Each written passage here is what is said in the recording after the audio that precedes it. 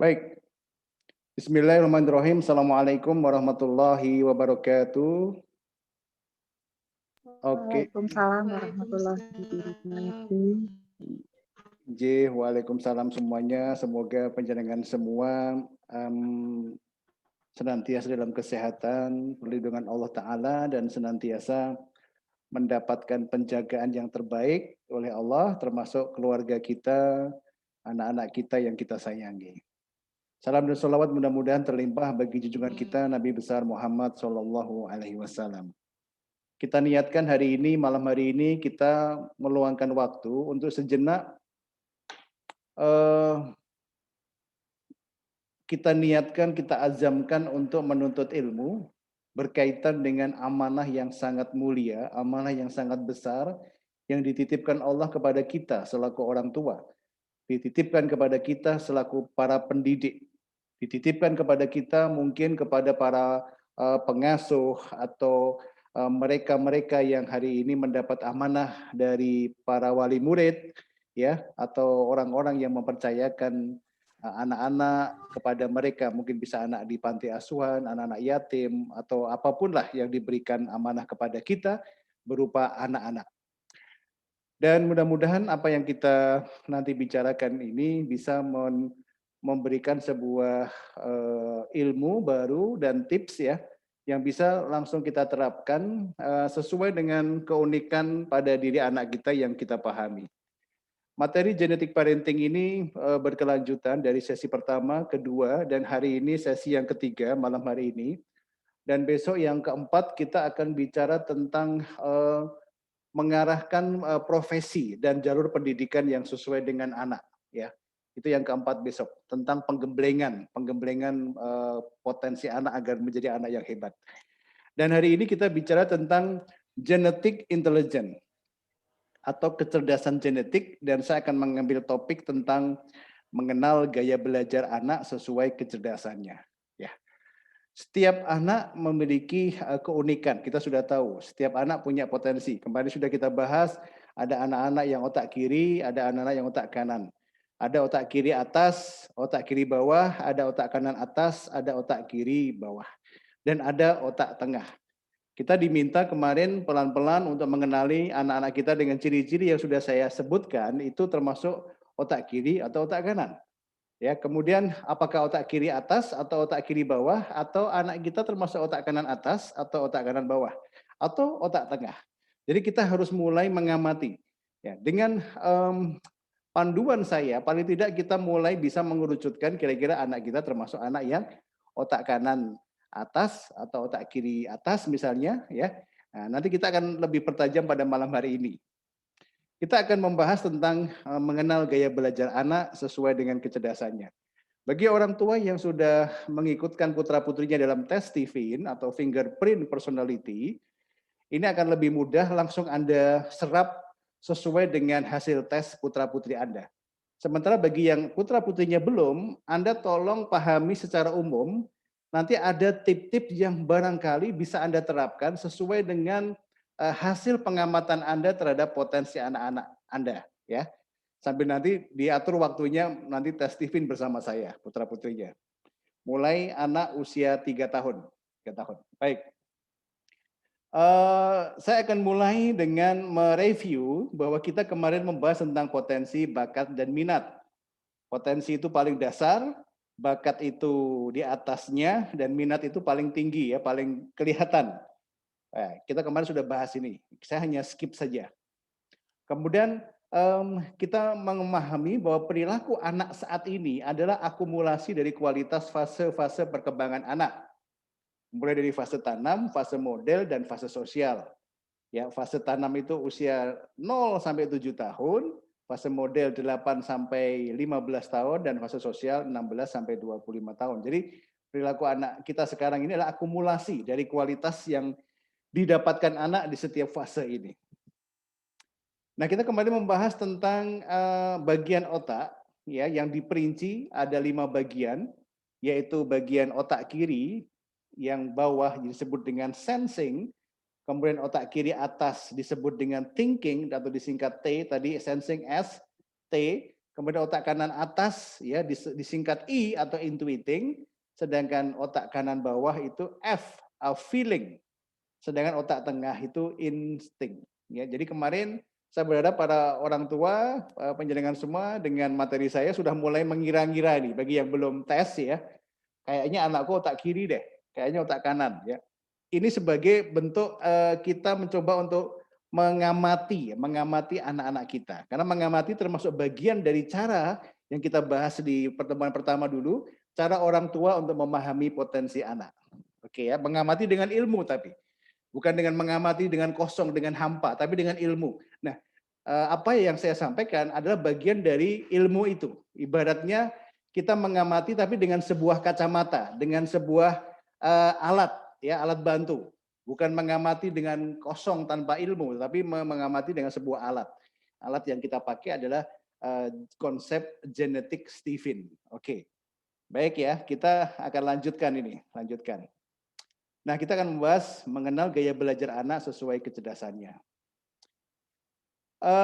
Saya ingin sampaikan bahwa kita perlu memahami bahwa prestasi belajar anak itu sangat dipengaruhi oleh 5 hal. Yang pertama adalah proses belajar anak, bagaimana anak itu belajar. Dari mulai persiapan, kemudian pelaksanaan, sampai kemudian setelah selesai itu bagaimana ya, bagaimana sikap dia, bagaimana aktivitas dia. Itu yang pertama. Yang kedua adalah motivasi belajar. Bagaimana ada dorongan-dorongan motivasi belajar yang muncul dari luar ya, yang kemudian masuk ke dalam diri anak ini. Sampai kemudian menjadi motivasi internal anak. Ini bagaimana motivasi belajar itu bisa diberikan kepada anak kita. Kemudian yang kedua, gaya belajar anak. Ya, gaya belajar anak. Jadi yang pertama proses belajar, yang kedua motivasi belajar, yang ketiga gaya belajar anak. Gaya belajar yang pas bagaimana seharusnya. Dalam proses belajar itu anak menerapkan gaya belajar yang sesuai dengan kecerdasan dia atau tidak. Jadi kalau kelihatan anak ini proses belajarnya kelihatan sungguh-sungguh tapi gaya belajarnya keliru, ini juga tidak maksimal nanti prestasi belajarnya. Nah, kemudian yang keempat adalah dukungan orang tua dan yang kelima adalah dukungan guru. Oke. Nah, karena saat ini kita memasuki era pandemi, tentunya prestasi belajar yang saat ini dialami anak memang akan sangat tergantung dari bagaimana proses belajar lewat daring ini dilakukan. Dan ini memang tidak ideal. Maka saya berharap kita sebagai orang tua, sebagai guru harus harap maklum ya dengan proses belajar anak yang kadang-kadang wah agak karu-karuan ya, kadang-kadang bikin tensi naik ya. Tapi anak mau di depan layar itu sudah sesuatu yang luar biasa.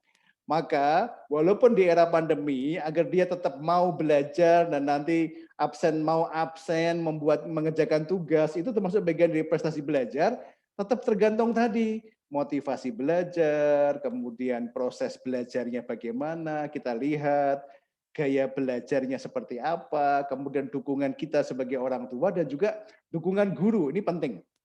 Ya, ini penting sekali. Nah, maka kita akan mencoba memahami bagaimana sih kita sebagai orang tua atau sebagai pendidik mendorong atau mendukung prestasi belajar anak kita. Oke. Kita perlu memahami ada 2 jenis gaya belajar. Yang pertama adalah gaya belajar natural atau alami, sesuatu yang terlihat alami, yang itu disebut dengan ini ada 3 jenis yaitu visual, auditory, dan kinestetik. Visual itu belajar dengan cara melihat. Anak cenderung suka melihat gambar, anak cenderung suka melihat film, anak cenderung duduk suka melihat layar, ya. Misalnya di anak kita senang melihat layar ya dengan gambar yang warna-warni atau membaca buku yang warna-warni, itu cenderung visual, melihat langsung. Kemudian ada juga auditory dengan cara mendengar dia, pendengarannya lebih tajam. Biasanya anak ini lebih suka dengan kelembutan. Ya, berbicara dengan lembut, ya dia peka, merekam pembicaraan dengan cara mendengar dengan sungguh-sungguh. Ya, dia mendengarkan. Kadang-kadang membaca sambil mendengarkan suaranya sendiri. Nah, ini auditory. Atau dia merekam. merekam apa yang dia omongkan kemudian diulang-ulang. Ini sampai kemudian dia hafal atau sampai dia paham. Ini gaya belajar auditori. Biasanya gaya belajar ini orangnya agak sensitif, tidak suka bentakan, tidak suka dengan suara keras. Dia lebih suka dengan suara-suara yang tenang, ya. Misalnya dengan apakah dengan musik dan sebagainya yang menenangkan dirinya. Ada lagi yang kinestetik. Ini ciri-cirinya mudah dilihat, orangnya nggak bisa tenang. Ke sana kemari lari, wah goyang ke sana, goyang ke sini, wah naik meja, pokoknya lincah sekali. Ini kinestetik, belajar dengan cara bergerak. Artinya apa? Dia sangat boring kalau duduk membaca, duduk di depan layar. Wah, dia pengennya tuh bergerak. Dia bisa duduk dengan tenang asalkan ada bagian tubuh yang digerakkan, mungkin tangannya sambil goyang-goyang, kakinya, ya. Ini kinestetik yang sudah terlatih. Biasanya saya mengajarkan kalau dia anaknya kinestetik, itu diminta menggerakkan anggota tubuh, bukan bergerak seluruh tubuhnya, tapi dilatih untuk menggerakkan tubuh. Jadi para guru, para orang tua, kalau melihat anak duduk tenang, kemudian kakinya bergoyang-goyang, jangan dimarahi ya. Itu kemungkinan dia kinestetik. Kinestetik, biarkan saja. Justru dia tuh sudah mulai mahir untuk menggerakkan tubuhnya. Yang lain tetap tenang, tapi kakinya bergerak-gerak. Kenapa? Karena dengan menggerakkan kaki atau menggerakkan tubuh itu otaknya semakin aktif bekerja. Ini orang-orang kinestetik, anak-anak kinestetik. Oke ya, baik. Kemudian yang kedua adalah gaya belajar genetik. Ini ada 5 yang nanti akan kita pelajari sesuai dengan materi genetic parenting. Kita akan mempelajari genetic intelligence, yaitu ada gaya belajar sensing, gaya belajar thinking, gaya belajar intuiting, gaya belajar feeling, dan gaya belajar insting. Nah, ini akan kita pelajari satu persatu dan mudah-mudahan penjenengan nanti bisa mendapatkan gambaran kira-kira anakku yang mana, ya. Sebagai sebuah pengetahuan bagi Anda yang belum mengikuti tes Stephen bagi putra-putrinya, Anda perlu mengamati betul, jadikan konsep ini sebagai ilmu untuk mengamati putra-putri kita. Kira-kira yang mana? Ya, enggak masalah. Sedangkan yang sudah tes, Anda langsung fokus mengamati tip-tip yang muncul pada gaya belajar anak sesuai dengan hasil tes yang sudah Anda terima, ya. Ini langsung nanti Anda bisa langsung praktekkan bersama keluarga atau bersama suami istri. Oke. Ya, pertama kita akan membahas tentang pembentuk motivasi belajar anak. Tadi motivasi belajar termasuk sesuatu yang sangat penting. Maka pembentuk motivasi belajar anak itu ada beberapa hal. Ya, yang pertama adalah kesungguhan penanaman nilai tentang arti penting belajar dari orang tua kepada anak. Bahwa belajar itu penting, belajar itu bisa mempengaruhi kesuksesan, belajar itu ibadah, belajar itu disukai Allah, belajar itu sesuatu yang mulia. Nah ini harus sungguh-sungguh kita tanamkan sejak kecil. Ya, maka orang tua tuh harus menunjukkan penanaman arti penting belajar kepada anak sejak dini. Membaca buku, kamu tuh harus sekolah, ini penting sekali. Ya, walaupun era pandemi kita harus tetap belajar. Ini contoh. Ya, orang tua harus menunjukkan tentang arti penting belajar kepada diri anak. Yang kedua, kekompakan orang tua dalam merespon semangat belajar anak. Kita harus kompak antara suami dan istri dalam merespon semangat belajar anak yang kadang-kadang naik turun. Kalau pas naik dia bagus, harus diberi apresiasi. Ya, sedangkan kalau dia sedang menurun, sedang dia merasa tidak bisa fokus, dia tidak mengerjakan tugas. Nah, ini kita harus merespon dengan evaluasi. Kok bisa begitu? Bagaimana? Kenapa? Apa sebabnya? Besok jangan diulangi lagi ya. Nih, apresiasi dan evaluasi ini harus kita respon. Ya, kalau bisa memang kalau di masa pandemi ini ya kita setiap hari intensif untuk memberikan respon terhadap aktivitas belajar anak hari ini. Ya, misalnya setiap ba'da subuh kita bangun, kita bangunkan anak ya untuk subuh. Kemudian setelah itu lakukan apresiasi dan evaluasi tentang anak. Ini bisa formal atau bisa non formal. Ya, tergantung dari tradisi keluarga. Ini bisa dibangun. Kemudian yang ketiga, muncul kesadaran belajar yang mulai bertumbuh pada diri anak. Ini bisa kita amati, anak mulai, ini jam 7 aku mulai belajar, aku harus daring. Itu muncul kesadaran dia untuk belajar. Ya, Kalau sekarang ini ya mungkin dia mulai mulai cari laptop, mulai cari gadget, mencari handphone, ya eh, mulai sadar bahwa tak harus absen, ya harus absen, kemudian harus mengerjakan tugas, harus diupload, ya. Ini muncul kesadaran anak, ini bagus, ya. Dan kesadaran ini harus selalu disirami, ditumbuhkan. Yang keempat, anak mulai mengejar prestasi, pujian, penghargaan, dan imbalan. Nah, kalau kita sudah mulai melihat anak, mulai mengejar prestasi, aku ingin juara, aku ingin punya nilai bagus, ya. Kemudian kelihatan dipuji itu senang, dipuji itu berbunga-bunga, atau dia mulai minta penghargaan, dia ingin menjadi juara, atau minta imbalan. Ini berarti sudah ada motivasi yang mulai muncul pada diri anak. Jadi ketika anak mulai ada ambisi mengejar prestasi, nah ini berarti ini bentuk penanaman motivasi yang kita berikan sudah mulai muncul. Nah ini prestasi menjadi bagian alat untuk memotivasi anak. Pujian juga demikian. Ya, penghargaan. Ya, dia dapat penghargaan senang sekali, dia ingin dihargai, ingin diakui. Nah, itu berarti anak ini mulai muncul motivasi belajar. Nah, apalagi anak minta imbalan, ini berarti sudah menunjukkan motivasi belajar yang mulai kuat, walaupun motivasinya itu minta imbalan. Aku mau belajar asalkan dikasih uang untuk beli es krim misalnya. Nggak masalah, nggak masalah. Berikan saja, asalkan anak ini belajar. Nanti ada masanya anak mulai tahu bahwa penghargaan itu tidak harus beli es krim, tapi mungkin tepuk tangan, pujian, acungan jempol. Ketika anak sudah mulai semakin nalarnya semakin meningkat, dia akan paham bahwa ternyata penghargaan itu bukan hanya es krim. Ya. Jadi tidak masalah.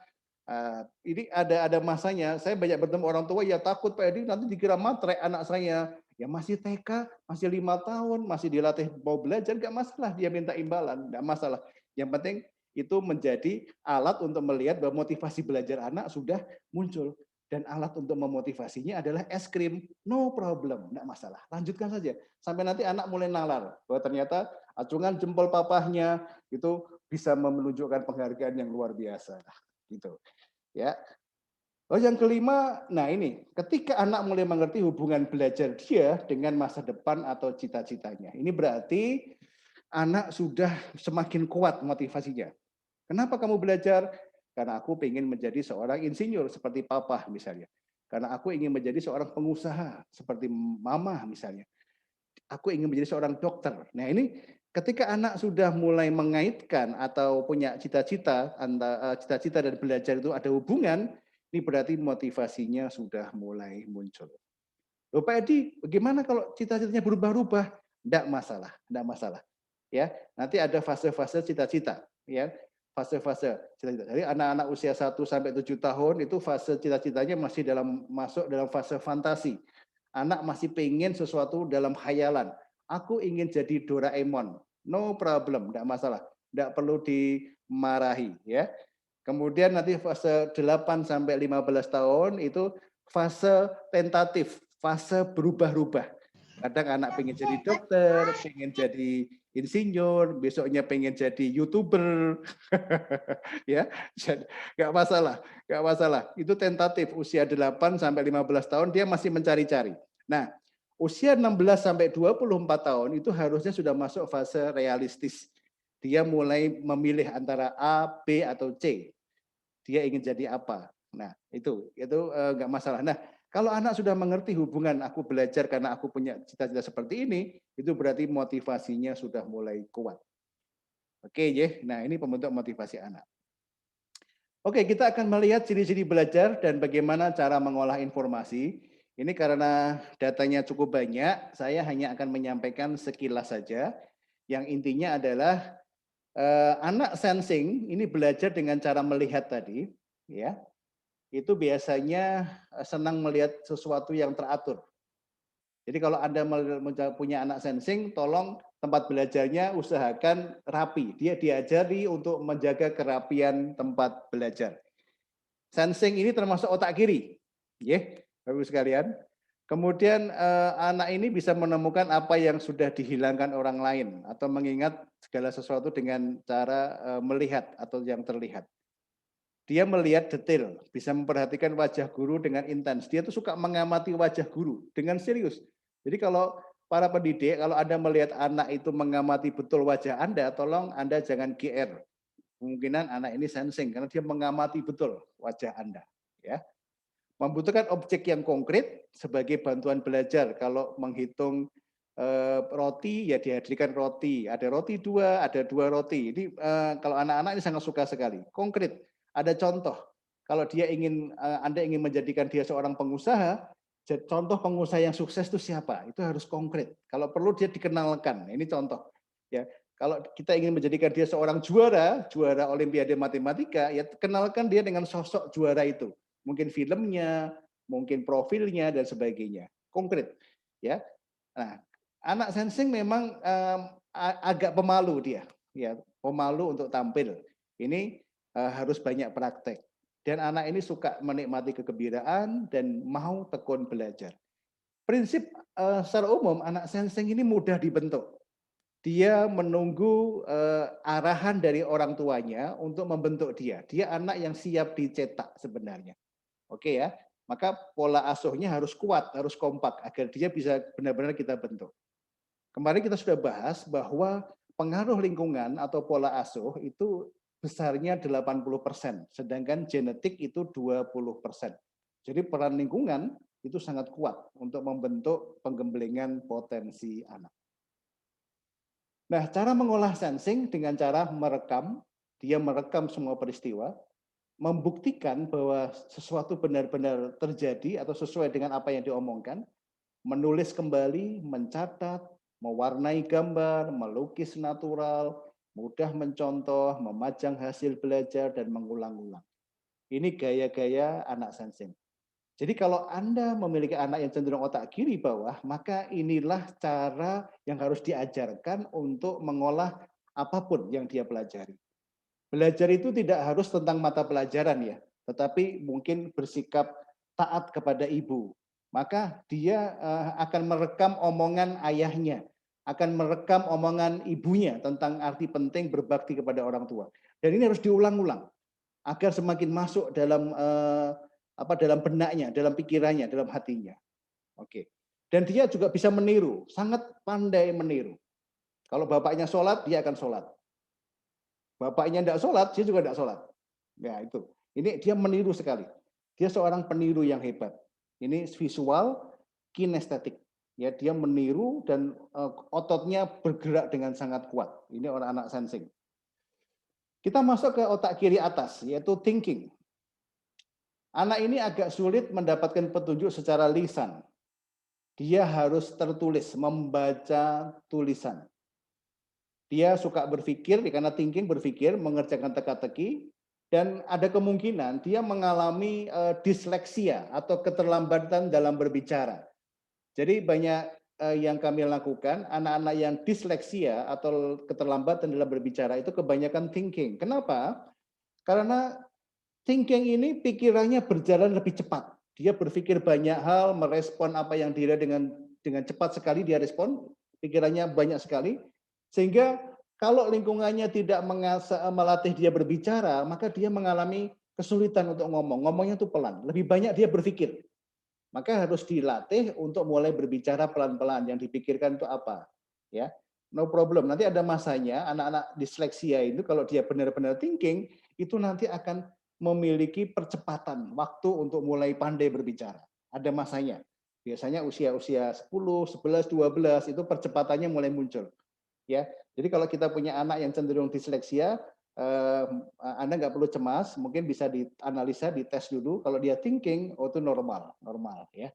Oke, tinggal bagaimana dilatih untuk mulai pelan-pelan berbicara. Dia membutuhkan keseluruhan pandangan dan tujuan, ada penjelasan secara menyeluruh, diceritakan tujuan dari pelajaran ini kenapa kamu belajar. Kemudian dia jago menganalisa, kemudian terlihat tenang, pemikir yang percaya diri, ya dia percaya diri, anaknya cenderung tenang, selalu skeptis artinya ingin bertanya, mengkritisi, dan mudah berkonsentrasi. Ya. Anak thinking punya ciri-ciri kalau duduk itu bisa tenang, diatur dia mau. Beda dengan sensing, walaupun sama otak kiri, sensing itu usil. Ya, kalau thinking disuruh duduk dia rapi, cenderung sikapnya formal, ya cenderung dia itu bisa tenang. Oke, ini ciri-ciri anak thinking. Bagaimana otak dia merekam informasi dengan cara melokasikan. Artinya dia menempatkan. Jadi seperti ada file-file dalam otaknya, kita tempatkan di sini. Kemudian mengkalkulasikan, dia menghitung. Dia jago menghitung.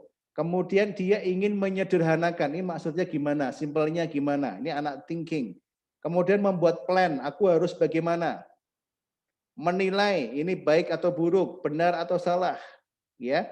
Kira-kira ini bagus atau kurang bagus. Ya, dia ini pengen mengolah sesuatu dengan cara seperti ini.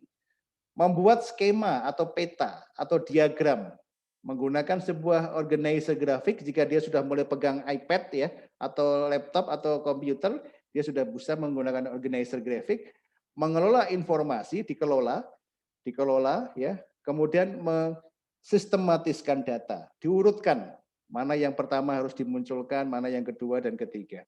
Anak ini lebih sistematis, lebih terinci. Kalau masih kecil dia kelihatan dengan perilaku yaitu suka membaca buku pelajaran. Ini anak-anak thinking itu lebih suka membaca-baca buku, melihat buku tertib, kemudian setelah itu ditata dengan rapi. Ya, ini anak-anak thinking. Kalau anak sensing membaca sebentar lari-lari. Nah, begitu. Ya. Tapi kalau dia sudah mulai asik, ya, dia bisa betah lama juga ini. Anak-anak otak kiri memang cenderung lebih betah untuk belajar dengan cara-cara duduk, membaca, itu anak otak kiri. Nah, sekarang kita mulai masuk ke yang otak kanan. Intuiting. Anak intuiting biasanya berbicara dengan pola yang ritmis. Ritmis itu berulang-ulang. Ya, ritmik.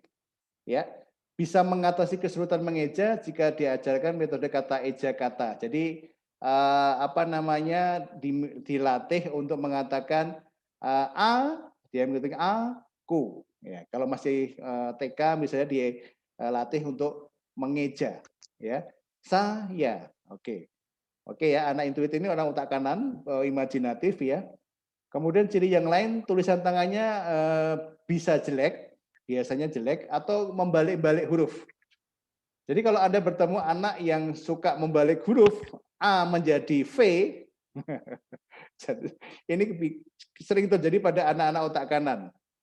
Saya pernah bertemu anak ini selalu kalau huruf ketika dia sudah bisa menulis huruf besar, huruf kapital, kalau menulis huruf A itu ternyata berubah menjadi V. Wah, itu orang tuanya pusing. Setelah saya tanya, kok kamu kenapa huruf A kok bisa berubah huruf V? Dia nggak bisa menjawab. Dia hanya mengatakan ini jadi kapal. Ya. Jadi ternyata dia pernah diajari bahwa cara membuat kapal itu pakai huruf V dulu, kemudian ada di depan ini, ada kapal di depan dikasih cerobong asap, itulah kapal. Nah itu ternyata masuk, begitu dia melihat huruf A, otaknya berubah langsung berubah jadi huruf V. Nah maka diajarkan bahwa sekarang kamu membuat bukan kapal tapi tenda. Nah tenda, dia dilatih membuat tenda. Tenda itu kemah atau rumah. Nah, setelah itu dia tahu dan akhirnya paham kalau huruf A itu huruf seperti rumah. Maka dia mulai bisa membalikkan dari V menjadi A. Ini intuitif. Memang agak ribet ya, tapi itu yang harus dilakukan oleh seorang konsultan atau seorang terapis itu begitu. Oke, mengenal syair pada beberapa lagu. Oke, ini lebih mudah, senang dengan lagu, suka mempelajari peralatan dan memasangnya kembali. Bisa jadi termasuk anak-anak yang membuat pesawat terbang dari kertas, ini suka sekali ya membuat membuat pesawat terbang. Mengeksplor lingkungan secara intens, dia suka dengan lingkungan yang baru. Punya semangat yang disembunyikan, tetapi begitu sudah keluar, semangatnya luar biasa. Seorang pembelajar yang cepat menangkap gambaran besar. Nanti dia akan punya imajinasi yang besar. Ya, oke, ini secara umum. Ya, cara memproses informasi dengan menciptakan pertanyaan, mengekspresikan diri, mensimulasikan dengan lakon atau sesuatu yang lucu. Ya, menggambarkan imajinasi. Ya, ini kayak ini gambarnya coret-coret ini ya Bu ya. Ini contoh ini anak-anak yang kreatif seperti ini. Melakukan pemahatan, diukir, menciptakan sesuatu yang baru, membuat eksperimen, beri ruang untuk mengeksplor, perluas jangkauan daya persepsi dia lebih luas lagi, lebih di apa namanya dilatih agar imajinasinya lebih berkembang. Nah, ini untuk anak intuiting di situ. Oke. Nah, sekarang kita masuk ke feeling. Otak kanan bawah. Anaknya emosional, sensitif, mudah ngambek, mudah cengeng. Ini moodnya mudah terganggu. Perhatikan, kita punya anak seperti ini. Kadang-kadang kalau pas tersinggung sedikit, wah mudah ngambek. Nah, ini hati-hati. Ini anak feeling. Belajar dengan cara mendengar, menggerakkan bibir atau mengucapkan kata-katanya sambil membaca. Dia suka dialog, baik secara internal dengan dirinya maupun eksternal dengan orang lain. Dialog itu, ngobrol itu suka dia lakukan, walaupun dengan dirinya sendiri. Banyak bicara, bercerita lucu dan mencoba untuk melucu, ya. Anak ini mencoba untuk bercerita sesuatu yang menyenangkan. Pencerita yang baik sekaligus pendengar yang baik, memiliki persepsi ruang dan waktu yang jelek. Dia kadang-kadang nggak tahu ini apakah waktunya sudah mepet atau tidak, karena orangnya terlalu santai. Anak ini santai sekali, ya. Jadi kalau diajak pergi, yang kadang-kadang keluarnya paling pelan, paling slow, ini anak-anak feeling. Mengalami kesulitan untuk mendengar dan mengambil catatan pada saat yang sama, dia tidak bisa mendengar sambil mencatat. Dia kalau sudah mendengar tuh fokus mendengar. Ya, catatannya jadi kacau. Begitu mencatat, dia blank, mendengarannya nggak bisa. Maka dia lebih cenderung sebaiknya biarkan mendengar aja deh, mencatatnya singkat-singkat saja. Oke, kemudian lebih berorientasi belajar mengajar melalui orang. Harus ada orang, harus ada guru, ada teman. Harus ada kelompok belajar, diskusi tanya jawab dengan mamanya, dengan bundanya. Dia lebih suka ada teman ketika belajar. Ini anak-anak feeling. Cara memproses informasi dengan mengatakan informasi itu kepada diri Anda sendiri atau katakan dengan lantang. Diajak ngomong. Ya, diajak ngomong. Anda menasehati kakak, adik mendengar. Nah, ini adiknya juga belajar dengan apa yang disampaikan orang tua kepada kakaknya. Mendengarkan rekaman, diskusikan dengan kelompok atau teman, merekam tanggapan yang muncul, lakukan wawancara, dialog, ajarilah orang lain, diminta mengajar dengan dengan penjelasan, dia diminta untuk menjelaskan, berdebat atau komunikasi dengan beberapa orang, beberapa teman tentang pelajaran yang dipelajari. Oke, ini feeling. Yang terakhir ini insting. Anaknya hampir sama dengan sensing, selalu ingin bergerak, ingin menyentuh segala sesuatu, ya, ingin menyentuh. Dia selalu ingin menempatkan tangannya pada misalnya kusen pintu, meja sambil berjalan. Dia ingin tahu banyak hal. Sering menggerakkan tangan untuk hal yang tidak perlu, punya banyak hal untuk dimainkan, tidak gampang kagok. Orangnya itu tampak luas, selalu ceria. Ya, dia suka mendekat, berdiri dekat dengan orang yang baru dikenal, dia nggak masalah, dia dekat, tanya-tanya, mengingat dengan berjalan dan melihat, dia mengingat-ingat apa yang dia lihat dengan berjalan dan selalu ingin terlibat, misalnya ingin membuatkan teh, membuatkan minuman, ingin masak di rumah, pokoknya ingin terlibat. Ini ciri-ciri anak insting atau otak tengah dia.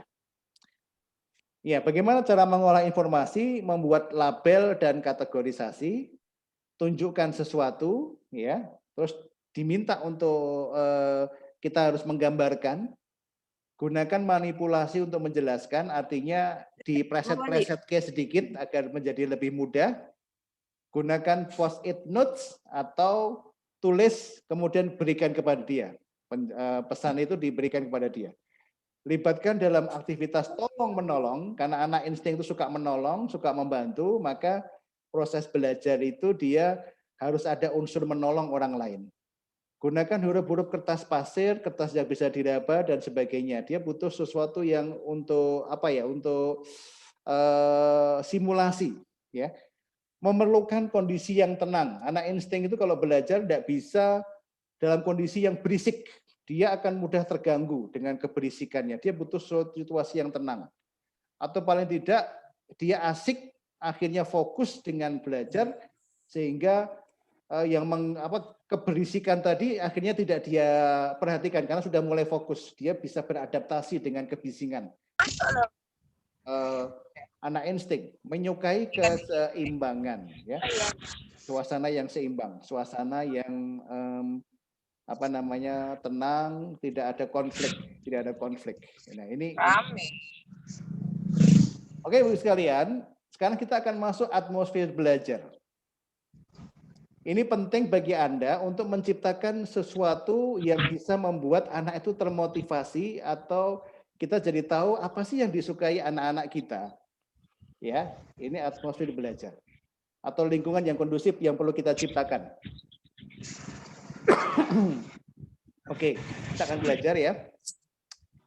Nah, jika Anda punya anak atmosfer belajar buat sensing, ini ya, adalah imbalan.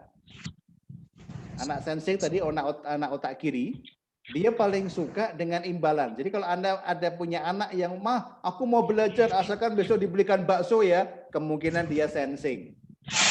Ya, sensing. Ini, dia minta imbalan. No problem, nggak masalah. Kasih imbalan, kasih hadiah, no problem. Oke. Kemudian yang berikutnya, anak thinking itu haus dengan kemenangan. Jika Anda punya anak otak kiri atas atau anak thinking, dia itu pengen menjadi juara. Ya, dia ingin menjadi number one. Ini harus kita bangun atmosfer ini bahwa kamu tuh hebat loh, kamu tuh jago loh, kamu tuh seperti mama. Wah, dia ingin haus dengan kemenangan. Ini anak-anak thinking. Kita harus bisa menciptakan atmosfer itu. Oke. Kemudian untuk anak intuiting itu pencapaian. Ya, anak intuiting pencapaian, dia bisa mencapai sesuatu, dia bisa membuat karya tertentu, dia bisa membuat sesuatu yang lebih hebat. Ini harus didorong bahwa kamu hebat. Kalau kamu ini bisa belajar, bisa memahami pelajaran ini, kamu berarti hebat. Kamu berarti bisa menjadi sosok yang lebih hebat. Nah, kondisikan bahwa ketika dia mau belajar, dia itu akan termasuk orang-orang yang akan hebat. Kamu sudah sekarang usianya sudah 5 tahun loh. Kamu sudah bisa mencapai sesuatu. Kamu tuh harus lebih hebat. Nah, anak intuiting butuh bahwa dia itu kalau belajar itu akan bisa mencapai sesuatu. Kamu nanti akan bisa seperti papa. Kamu akan bisa seperti apa ya? Tokoh-tokoh yang dia kagumi. Karena anak intuiting suka dengan imajinasi yang kuat. Nah, ini pencapaian-pencapaian. Sedangkan anak feeling, nah ini kalau Anda bertemu anak yang baperan, maka atmosfer belajarnya harus penuh dengan pujian, apresiasi. Kamu hebat loh, anak cantik. Wah, kamu kalau belajar kelihatan cantik. Kamu nih luar biasa. Ayah bangga dengan kamu. Wah, ini sesuatu yang sifatnya tuh pujian, ya. Kemudian apa ya? Membesarkan hati, apresiasi, ya. Yang agak lebay-lebay dikit lah, itu sangat disukai. Ini untuk anak-anak feeling.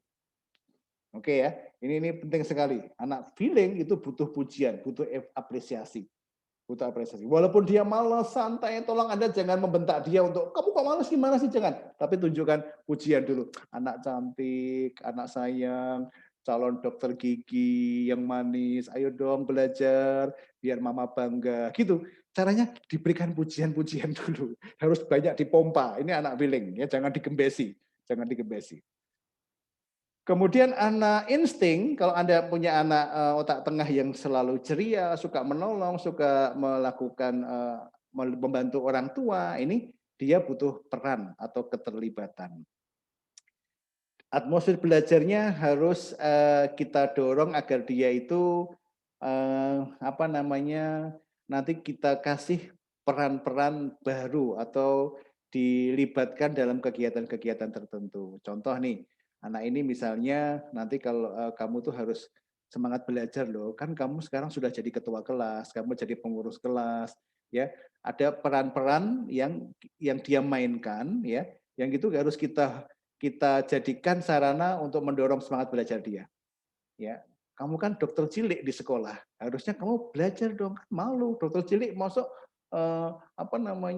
nilainya jelek ya, kan kamu jadi sekretaris kelas, kamu harus pinter dong, harus belajar. Nah ini dikaitkan dengan peran-peran keterlibatan dia di sekolah, dia menjadi apa, sebagai apa, ya, agar dia kemudian muncul tanggung jawab untuk mau belajar.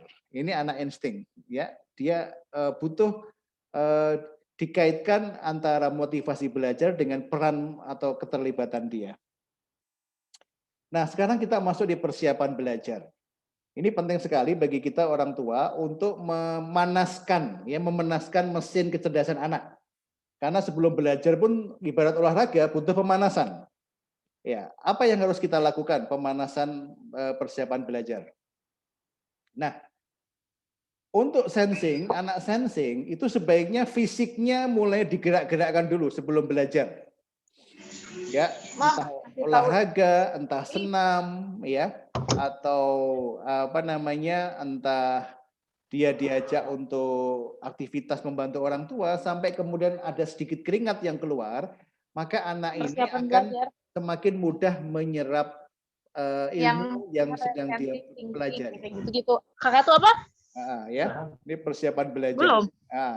Ini anak sensing itu fisiknya harus dihangatkan, ototnya digerakkan. Anak sensing begitu ototnya bergerak itu otaknya semakin cerdas. Saya pernah menangani ini sebagai contoh saja ya, bahwa ada seorang anak mahasiswa dari sebuah perguruan tinggi swasta datang ke kantor saya untuk konsultasi. Pak Edi, saya kok nggak ada skripsi, kok malas banget ya. Ini sudah 2 tahun nggak kelar-kelar. Waduh, kemudian saya tes, ternyata hasilnya sensing. Lalu saya kasih tips, mulai besok kamu lari di Stadion Trilomba Juang sehari 5 putaran. Ternyata dia 7 putaran, dia laporan ke saya. Wah Pak, ternyata sensing kan fisiknya kuat tuh. Dan ternyata skripsinya cepat kelar. Hanya gara-gara itu. Dia jadi semangat belajar, akhirnya minta bantuan teman-teman, dan akhirnya dalam waktu 6 bulan skripsinya selesai dan dia wisuda. Ini anak sensing itu fisiknya harus digerakkan agar semakin cerdas. Nah, untuk thinking, persiapan belajar thinking itu pikiran. Anak thinking cenderung pikirannya banyak, semua dia pikir. Habis main ini, habis main game, habis main yang lain, itu pikirannya masih berkecamuk. Nah, ketika dia belajar dalam kondisi pikiran berkecamuk, ini nggak akan maksimal fokus belajar dia. Maka dilatih untuk mengendalikan cara berpikir agar pikirannya semakin terfokuskan. Bagaimana caranya, Bapak sekalian? Saya punya tips, penjenengan bisa melakukan apa namanya ketukan, mengajari anak dengan ketukan-ketukan, ya. Bagaimana caranya? Itu dengan memberikan ketukan-ketukan, misalnya begini. Misalnya ketika dia sudah duduk tenang, dilatih untuk menghitung dari 1 sampai 10. Dia disuruh bersuara untuk mengikuti ketukan-ketukan kita. Bisa kita kasih ketukan di meja. Kita ketuk, dia yang ngomong hitungannya. 1 sampai 10. Mulai. 1, 2, 3. 1, 2, 3, 4, 5, 6, 7, 8, 9, 10. Jika sudah, kemudian dirubah dari 10 ke 9. Hitungan mundur. Dihitung 1, 2, 3. 10, 9, 8, 7, 6, 5, 4, 3, 2, 1. Jika dia sudah mulai bisa fokus, sudah bisa menghitung dengan urut 1 sampai 10, 10 sampai 1, ya. Berarti sudah mulai dasar-dasar fokusnya sudah mulai kelihatan. Tapi kalau berhitungnya keliru, 10, 8, 9-nya hilang, tolong diulang lagi, berarti dia belum fokus. Setelah 10 ke 1 bisa lancar, tolong tambahkan 1 sampai 20. Kemudian mundur dari 20 ke 1. Ketika dia sudah mulai urut, ya, kemudian tidak melebet, tidak melompat-lompat omongannya, urutan angkanya, berarti anak ini sudah mulai fokus. Ini sangat penting sekali bagi semua anak sebenarnya, ya, untuk melatih fokus sebelum belajar. Tapi kalau thinking itu penting banget. Pikirannya harus mulai kita latih dengan cara menghitung tadi. Oke ya. Nah, intuiting harus ada hasrat. Harus ada hasrat, ada sesuatu yang baru, sesuatu yang menarik, sesuatu yang menantang. Anda harus ketika dia belajar itu harus ada sesuatu yang baru, sesuatu yang imajinatif, yang khayalan, yang merangsang sesuatu apa ya, kreativitas. Nah, ini perlu.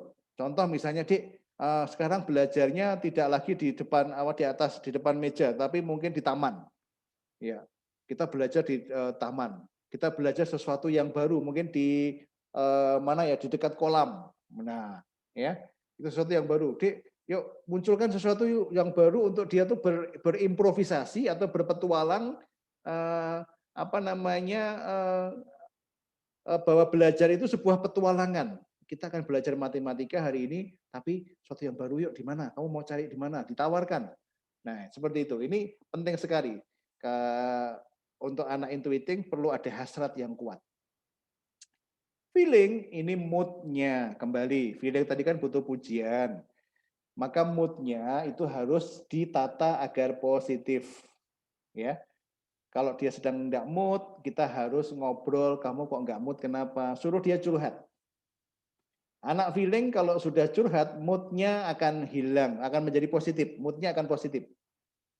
Mood-nya mulai akan muncul lagi nantinya. Ya, ini anak feeling itu mood-nya naik turun. Maka manusia itu memang perasaannya kalau enggak mood, itu pikirannya enggak jalan. Ini terutama anak feeling ini. Begitu dia sedang ngambek, wah ini rasionya bumpet ya, nggak bisa mikir dia. Ketika nggak bisa mikir, kita marahi dia, wah tambah kacau dia, tambah kacau. Maka begitu dia sedang nggak mood, sedang ngambek, nah kita harus bisa merayu dia, harus bisa mengajak dia, bertanya, menghibur dia, mengapresiasi dia, pelan-pelan naikkan moodnya untuk mau belajar lagi. Nah, ini untuk anak feeling. Tadi ya, kata kuncinya pujian, berikan apresiasi. Nah, kalau anak insting, dia harus dilatih untuk beradaptasi dengan lingkungan yang ada.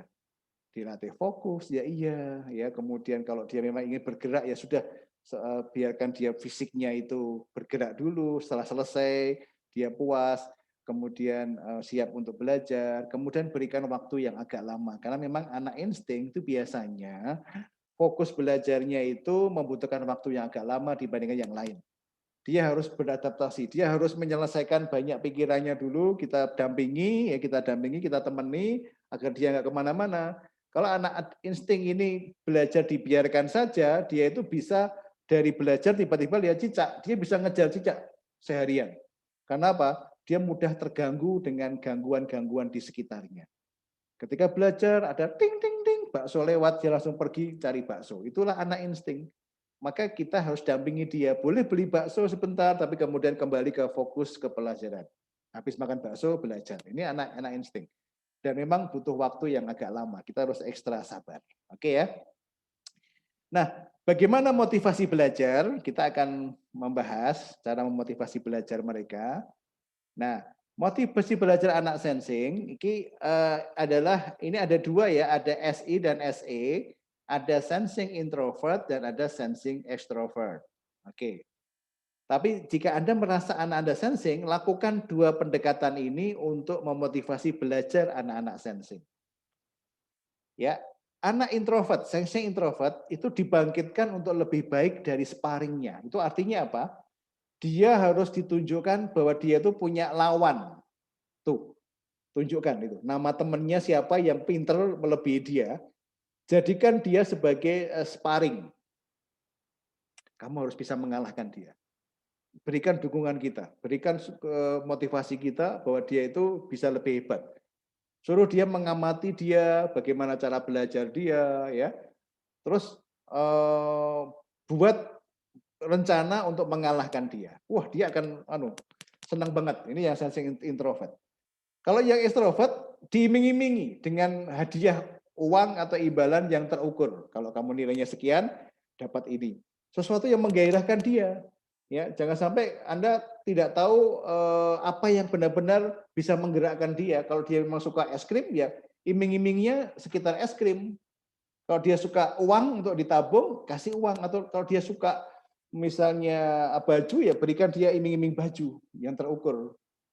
Maka ini dia akan memiliki motivasi belajar yang kuat. Oke. Kemudian berikutnya thinking. TI. Nah, oke, kalau Anda punya putra-putri thinking, yaitu cenderung otak kiri atas, Kalau dia yang introvert, TI, yang introvert, itu diberi recognition, diberi pengakuan bahwa kamu itu hebat dari orang yang dihormatinya. Pengakuan ini membuat dia langsung membara, mesin kecerdasannya langsung akan hidup on. Contoh misalnya, dia kagum sama seorang guru yang pintar.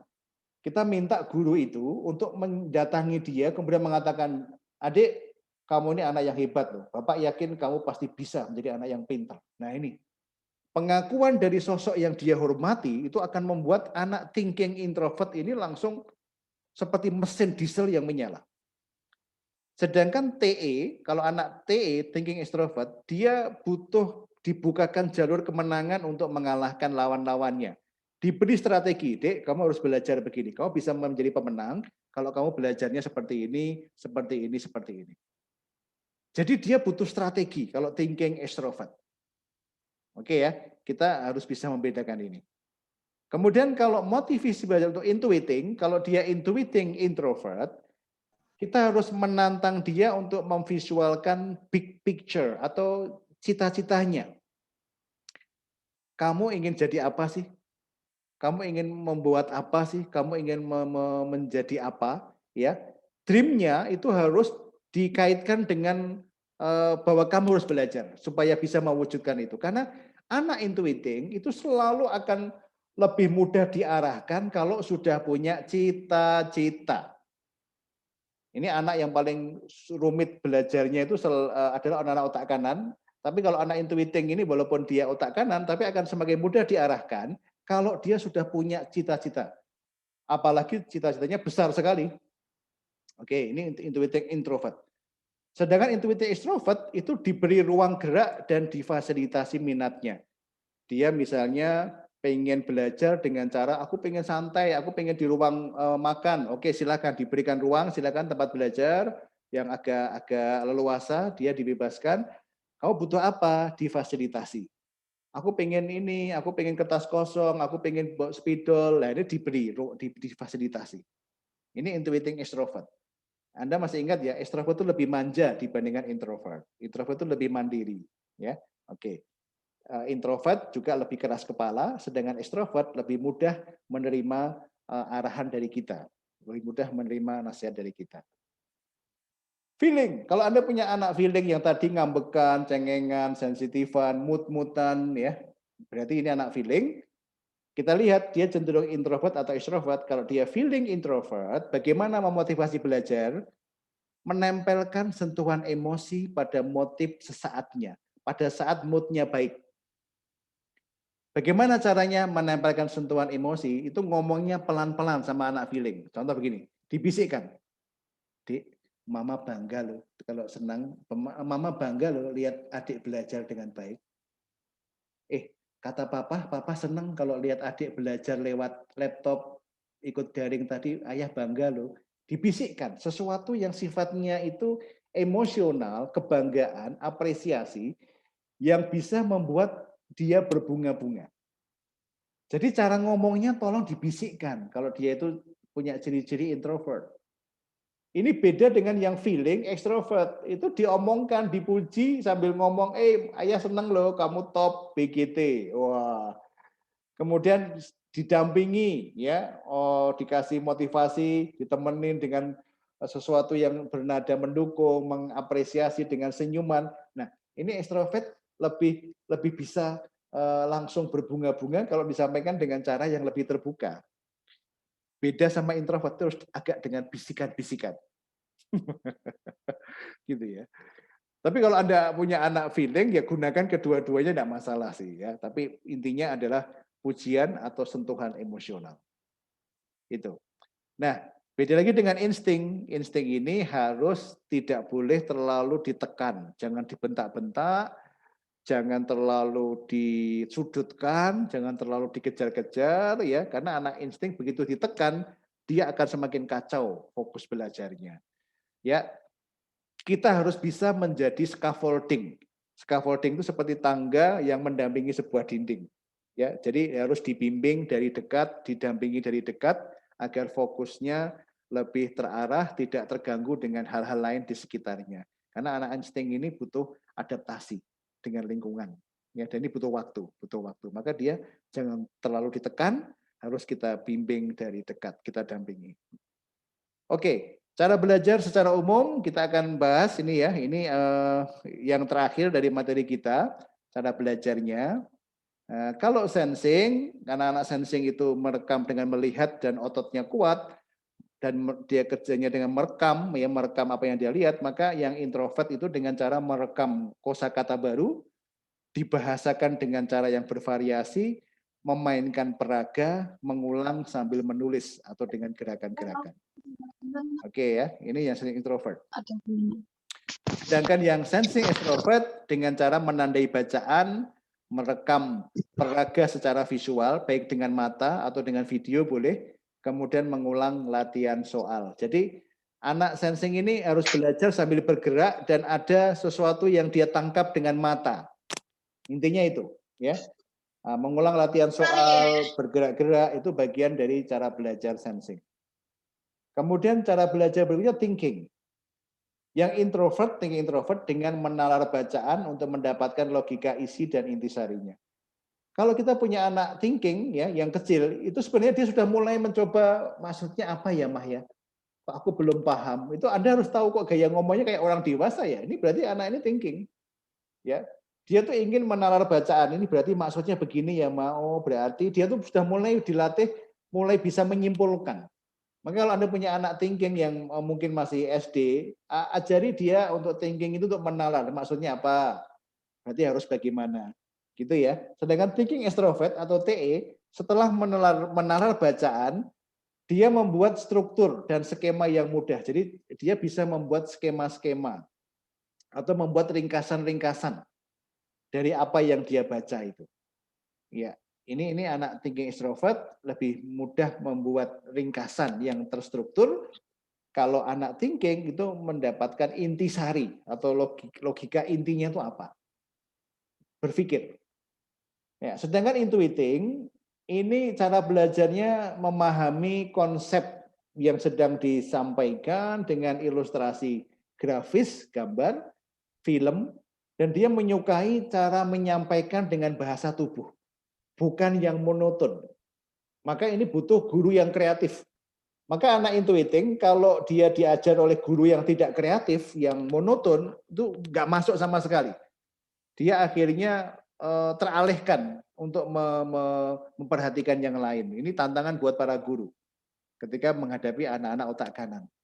Ya, kemudian yang intuiting extrovert dengan merumuskan tema yang dipelajari berarti ini aku belajar tentang apa, kemudian kalau perlu fasilitasi dengan peraga bongkar pasang atau praktek ya atau melakukan eksperimen ya dan sesekali melatih soal, latihan soal, mengerjakan latihan soal.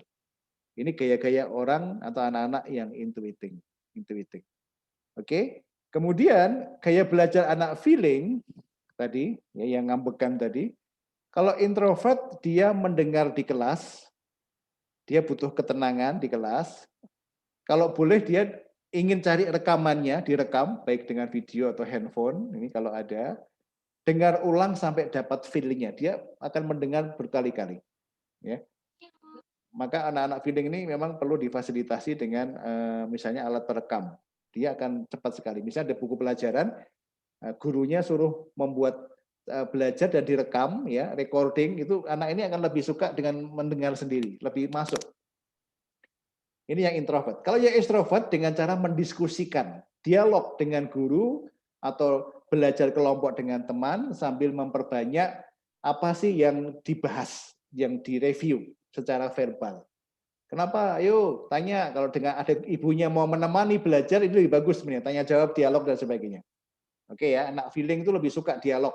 Oh belajar apa, intinya apa, ditanya. Terus maksudnya apa? Biar dia menjelaskan. Biar dia menyampaikan inti-inti dari apa yang dia pelajari. Ini feeling.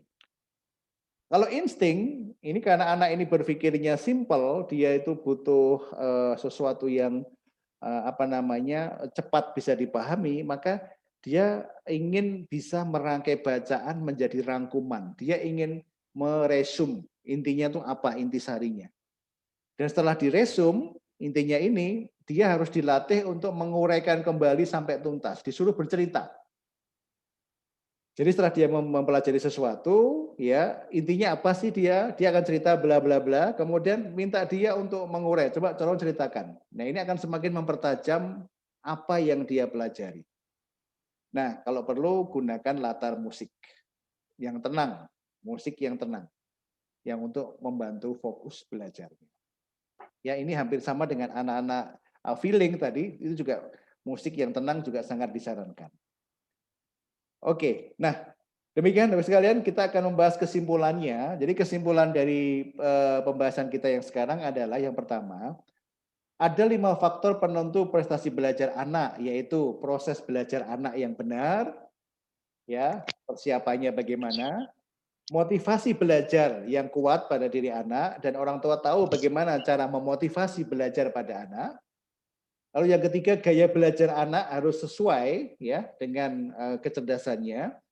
Anak perlu dilatih, kamu dengan cara belajar ini cocok enggak? Dengan ini cocok enggak? Kita tanya. Ya. Nah, kemudian yang keempat, ada dukungan orang tua.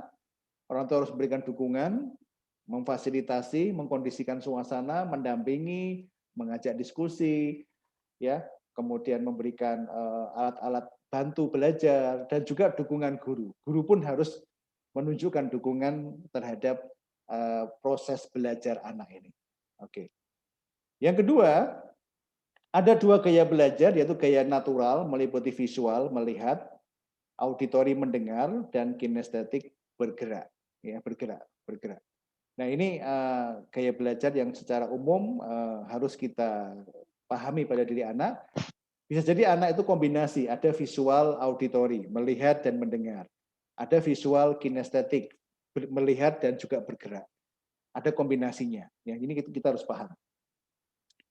Yang ketiga, kita mempelajari tadi gaya belajar genetik meliputi gaya sensing, gaya thinking, gaya intuiting, gaya feeling, dan gaya insting. Masing-masing punya keunikan. Anda perlu, kalau Anda belum tahu tipe anak kita termasuk intuiting atau yang lain, Anda boleh melakukan trial and error. Dicoba-coba dengan cara sensing. Cocok enggak? Dia suka enggak? Kalau dia enggak suka, enggak cocok, boleh cara thinking coba. Enggak cocok lagi, cara intuiting, atau cara feeling, atau cara insting. Silahkan dicoba, trial and error. Begitu dicoba, bagus, langsung dilanjutkan. Ini bisa. Ya. Loh Pak Edi, kalau saya kok anak saya thinking tapi dia cocoknya gaya feeling, ya no problem juga. Silakan, ya Anda sudah tahu ternyata anak Anda thinking tapi gayanya feeling, no problem. Silakan bisa dicoba, tapi Anda harus tahu bahwa yang thinking ini juga gaya thinking jangan sampai diabaikan, dicoba lagi. Bisa jadi dia feelingnya tuh terpengaruh karena lingkungan, ikut-ikutan ibunya atau ikut-ikutan mama, ayahnya dan sebagainya. Tapi sebenarnya dia tetap thinking sebenarnya.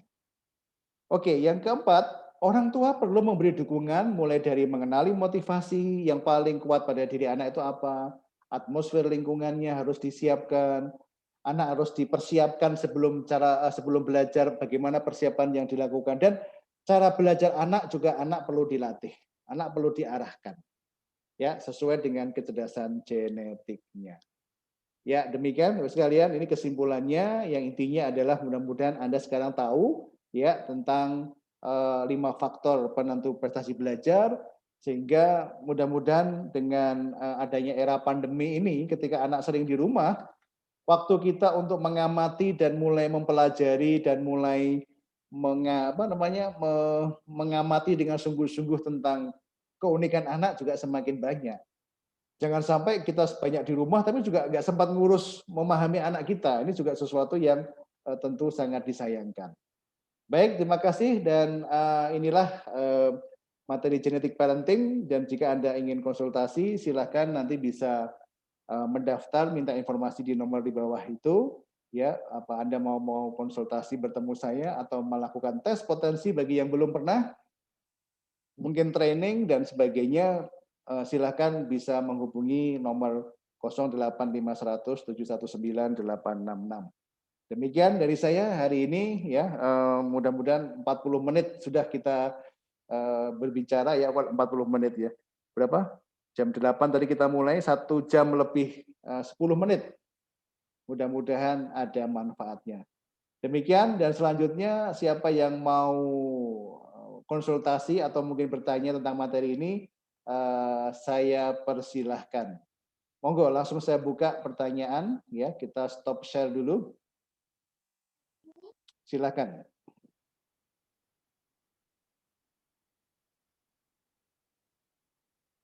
Jika ada yang mau ditanyakan, monggo, bisa langsung open atau unmute mic-nya.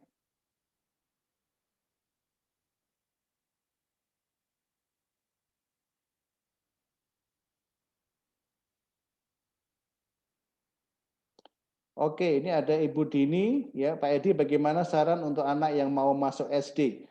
Wah, ini maksudnya apa ini, Bu? Mungkin bisa diperjelas, Bu, masuk SD. Mungkin apakah ada masalah dengan anak SD ini? Ya kalau masuk SD, menurut saya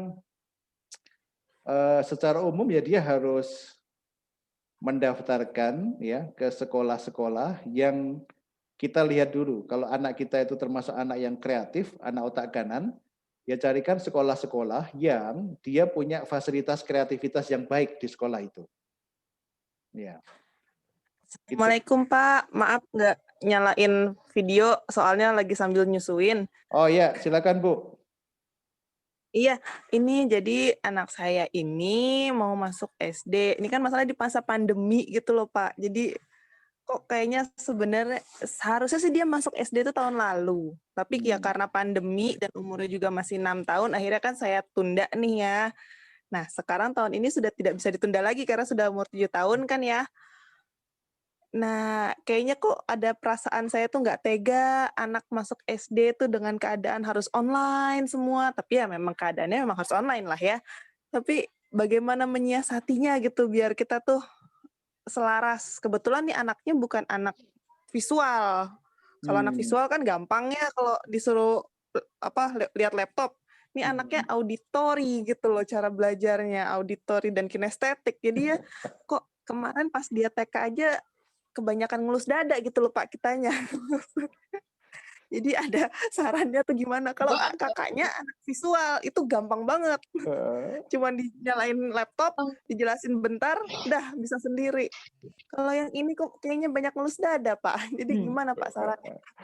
Iya, Ibu. Jadi kalau anak-anak yang auditori atau banyak bikin ngelus dada, itu kebanyakan anak feeling Bu Dini. Ya.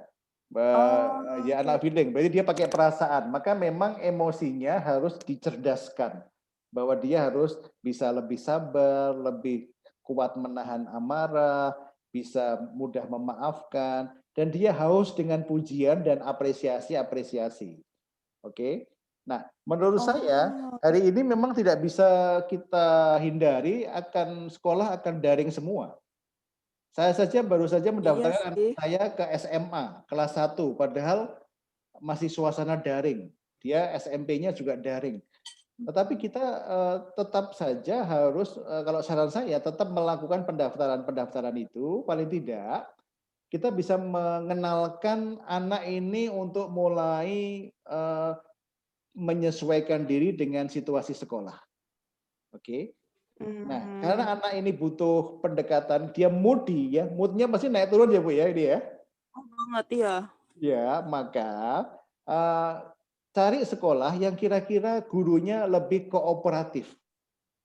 Cari sekolah yang gurunya barangkali wali kelasnya mau menyempatkan diri nanti mungkin datang ke rumah untuk berkenalan dengan anak kita, ya, sehingga anak ini ketika melihat di layar bukan hanya melihat sosok di layar, tapi sosok ini pernah datang ke rumah. Atau kita Iya, saya sih kepikiran gitu. Berarti emang benar ya Pak pikiran saya tuh ya. Iya, betul. Apa Bagus yang ya kayak gitu tuh ya. betul, nggak apa-apa. Tapi saran saya jangan sampai tertinggal kemudian dia nggak sekolah lagi Bu. Paling nggak secara administratif dia udah sekolah di usia ini yang sekarang. Udah bayar sih ya, udah bayar dan emang saya pilih sekolah juga nggak yang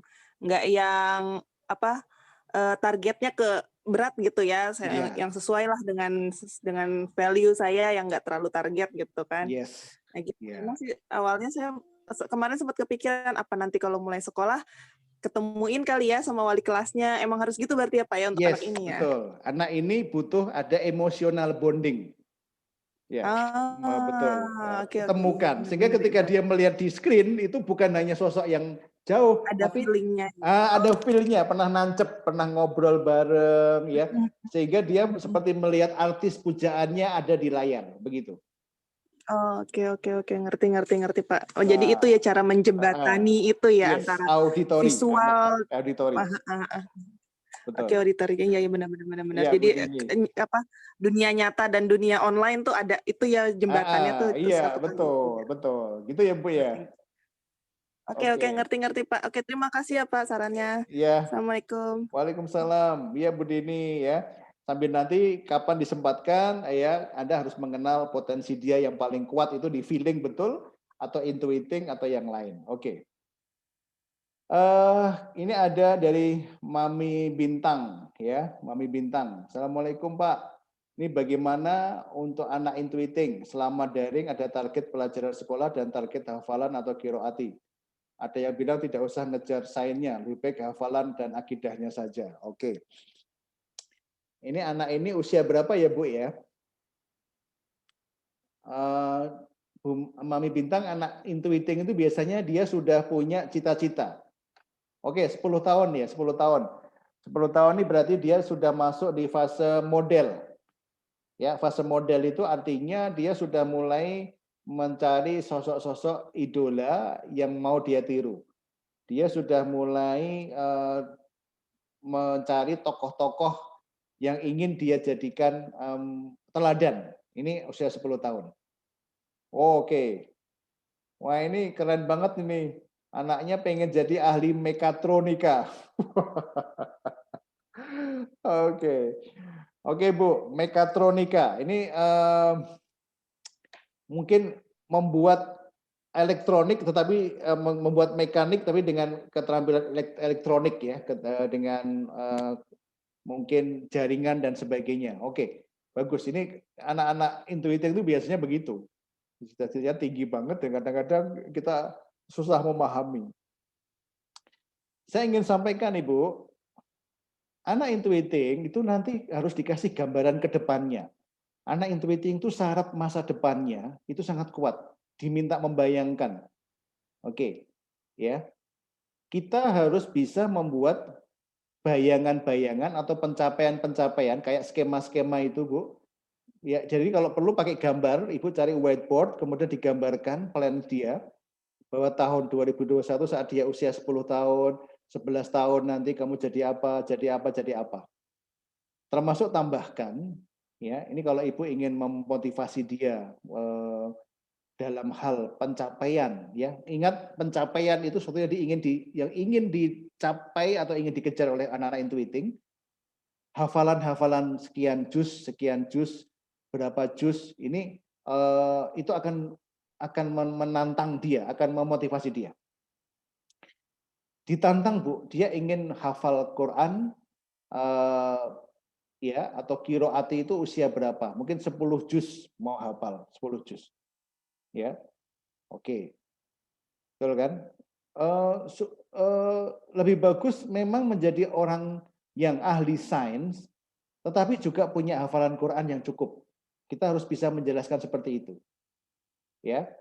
Ya, ini anak intuiting biasanya kalau dia sudah mulai memilih, wah enaknya hafalan aja. Ya sudah, suruh dia hafalan. Kalau dia nggak mau hafalan, sampaikan bahwa di masa depan itu mereka yang punya hafalan juz paling banyak, misalnya ya Bu ya, 30 juz, itu nanti akan masuk ke perguruan tinggi dimanapun akan mudah. Nah ini Ibu harus sampaikan itu, sampaikan sebuah bayangan atau gambaran di masa depan nanti. Dan di masa depan nanti orang-orang yang bisa memiliki hafalan Al-Quran yang banyak, itulah nanti yang akan mampu untuk menciptakan teknologi-teknologi baru yang bisa menjadi solusi bagi umat manusia. Nah, maka ibu atau orang tua itu harus mengkondisikan sesuai dengan visi bersama bahwa kita itu penting enggak ini hafalan. Kalau penting ya kita harus mendorong dia, Bu. Apalagi kalau dia ekstrovert ya, Bu ya. Ekstrovert itu butuh kekompakan orang tua.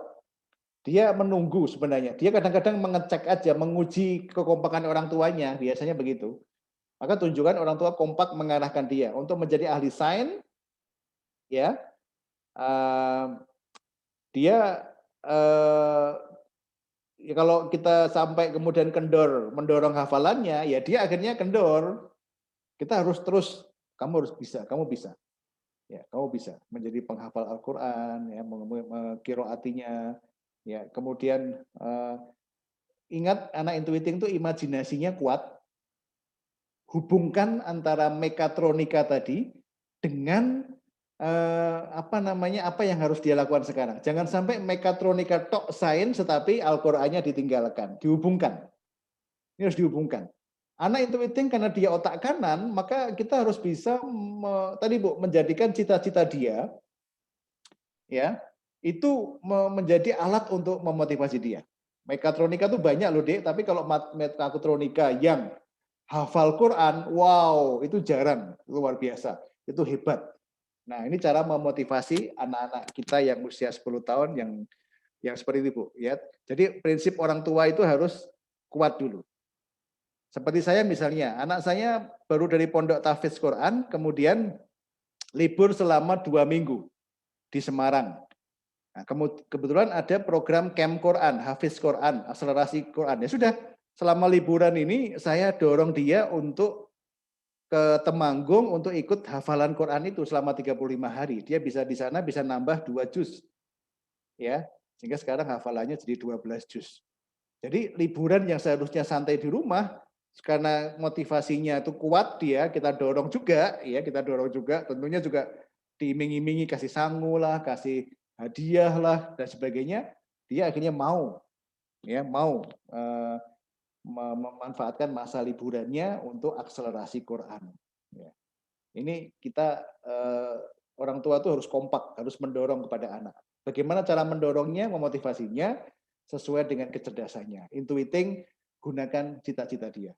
Gambarkan di masa depan itu ahli-ahli Quran akan semakin banyak dan mekatronika ini lebih bagus kalau secara spiritual juga bagus. Dia ahli-ahli menghafal Quran dan sebagainya. Gitu ya Bu ya. Oke. Semoga bermanfaat. Silakan dicoba. Usia 10 tahun ini masih bisa dibentuk ini, masih dibentuk. Monggo yang lain masih ada? Saya baca di chat yang lain ya.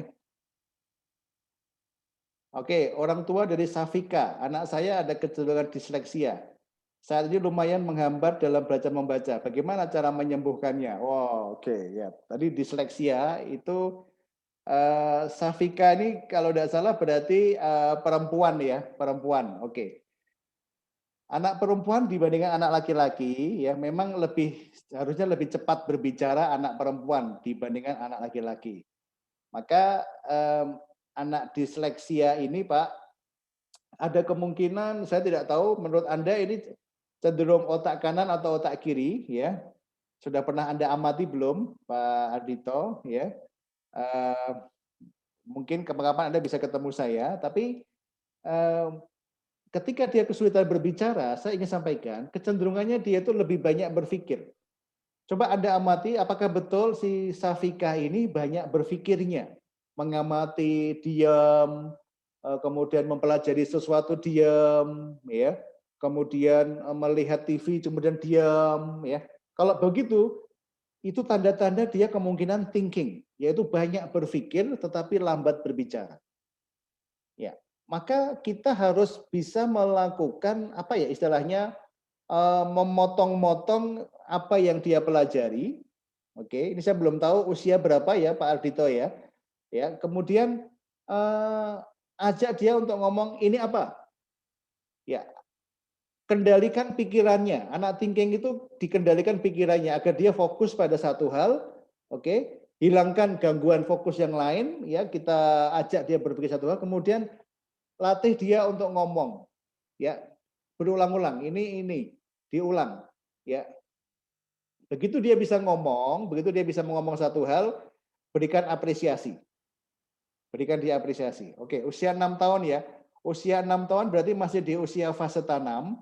Dia masih menunggu penanaman nilai, menunggu asupan-asupan dari lingkungan terdekatnya. Maka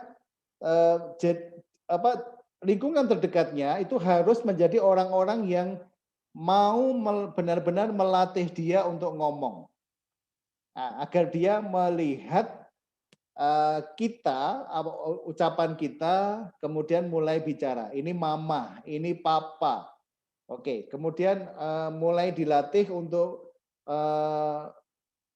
menyampaikan ide-ide dia.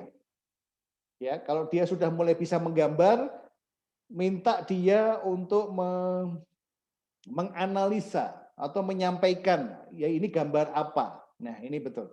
Ini begitu.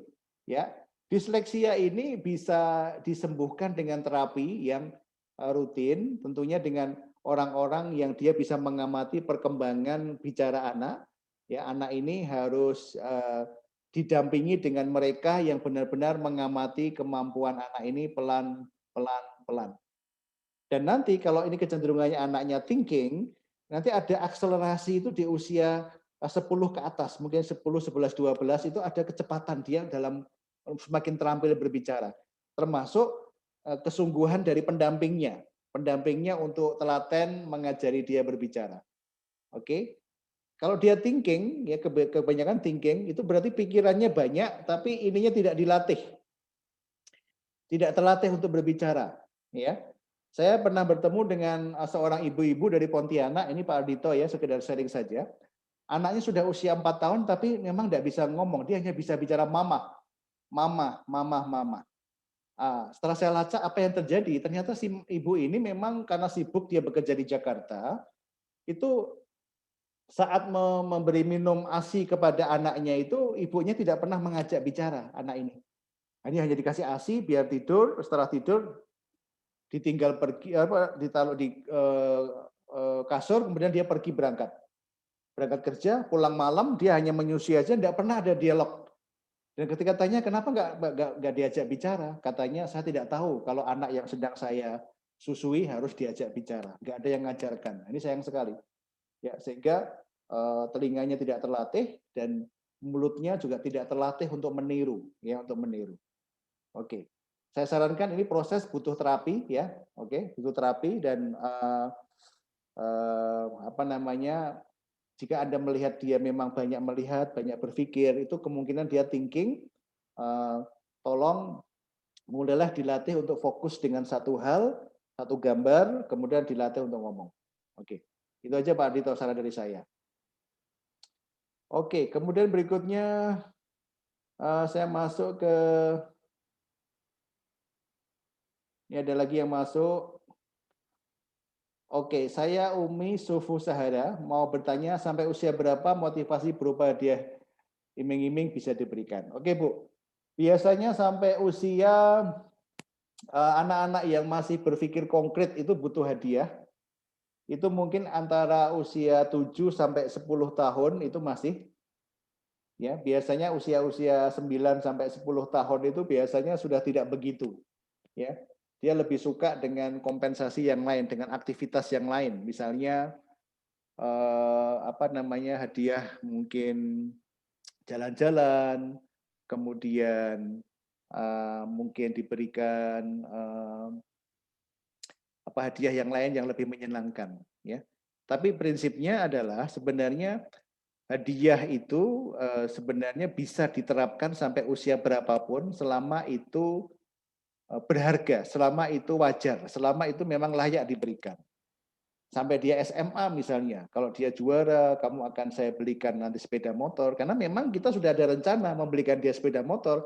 Jadikan rencana kita itu sebagai sebagai hadiah tapi bersyarat harus nilainya sekian.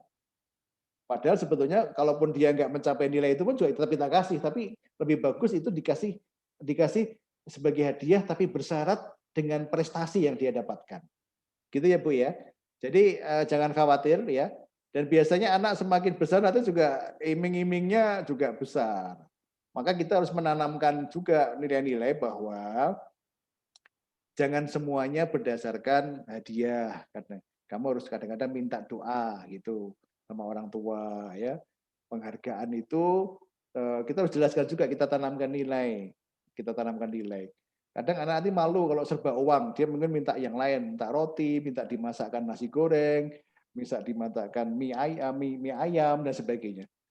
Nanti akan bergeser, Bu. Milih mana nih, uang atau mie?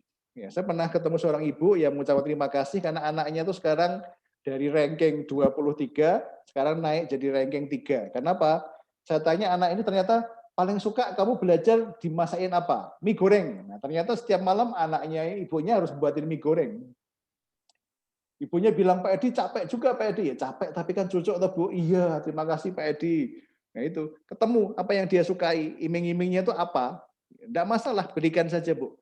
Selama dia benar-benar menjalankan sesuatu yang positif gara-gara hadiah itu. Oke. Berikutnya Pak Edi bagaimana mengajarkan calistung untuk anak yang cenderung disleksia.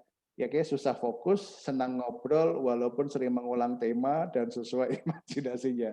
Oke, ini auditory dan feeling. Wah, memang ini harus diajak ngobrol ini. Kalau disleksia yang feeling, ini Masya Allah ya. Ini sebenarnya dia butuh teman yang enak ya. Sudah mulai bisa ngobrol. Ini sudah bagus ini dia. Ya, diajak ngobrol, Bu. Nah, kemudian, calistung. Oke, pertama jelas pemahaman angka dulu, ya, pemahaman angka dulu, ya. Nanti kemudian sudah bisa hitung 1, 2, 3 belum? Kalau sudah, berarti nanti konsep 2 itu bentuknya apa? Karena anak-anak ini biasanya konkret. Angka 2, ya, harus diajari tentang apa yang konkret. 2 angsa, 2 roti. Nah, kalau dia suka roti, tunjukkan itu, disimulasikan bahwa ini 2 roti. 2 roti tambah 1 roti berapa? 3. Ada 3 roti. Ini konsep ini harus masuk.